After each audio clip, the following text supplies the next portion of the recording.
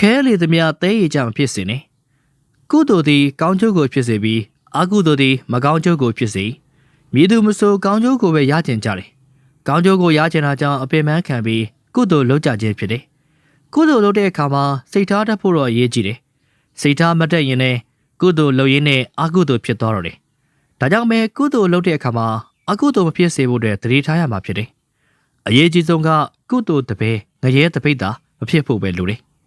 တခါတရံမှာကိုလုပ်ခဲ့တဲ့ကောင်းမှုကိုကြည့်ပြီးဂုဏ်ယူတတ်ကြတယ်ဂုဏ်ယူလွန်းရင်လည်းကိုအထင်ကြည့်ပြီးတော့မှသူများကိုအထင်သေးတော့တယ်ငါပဲလုံနိုင်တယ်သူများတွေမလုံနိုင်ဘူးဆိုပြီးမာနဖြစ်နေတော့တယ်ကုသိုလ်ကိုအကြောင်းပြုပြီးအကုသိုလ်ဖြစ်ခြင်းဒီတခါတရံစုပေါင်းပြီးလှူလုပ်ကြတယ်ဒီလိုလှူလို့ရင်းနဲ့တယောက်နဲ့တယောက်သဘောထားချင်းမတိုက်ဆိုင်တဲ့အခါမှာစကားများတတ်တယ်တချို့ဆိုရင်မခေါ်နိုင်ပြောနိုင်ဖြစ်သွားကြတယ်တချို့ဆိုရင်တော့အလှပဲလို့ရင်တောက်ပဲစားပဲလေးပါတတ်တယ်ကုသိုလ်ကိုအကြောင်းပြုပြီးအကုသိုလ်ဖြစ်သွားခြင်းပဲဖြစ်တယ်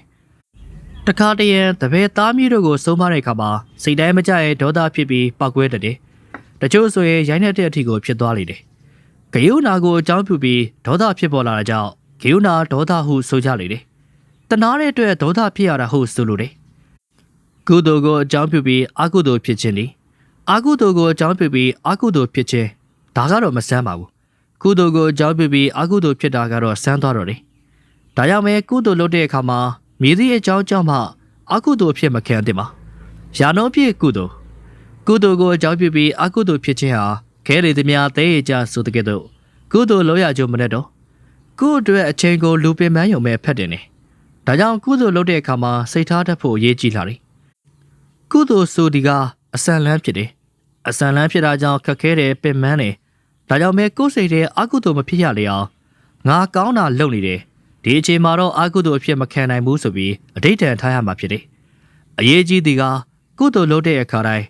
ငါကုသိုလ်လုပ်နေပါလားဆိုပြီးသတိထားဖို့ပဲဖြစ်တယ်ဒီလိုသတိထားတဲ့အတွက်ကြောင့်ကိုယ်စိတ်ထဲမှာအကုသိုလ်အဖြစ်မခံတော့ဘူးအကုသိုလ်အဖြစ်မခံတဲ့အတွက်ကိုလုပ်တဲ့ကုသိုလ်ဟာယာနောပြည့်ကုသိုလ်ဖြစ်သွားလေတော့တယ်ယာနောပြည့်ကုသိုလ်ကပဲယာနောပြည့်အကျိုးကိုပေးမှာဖြစ်ပါတယ်တတဝါကတည်းတရားကဲအင်းချင်းချမ်းသာရှိပါစေ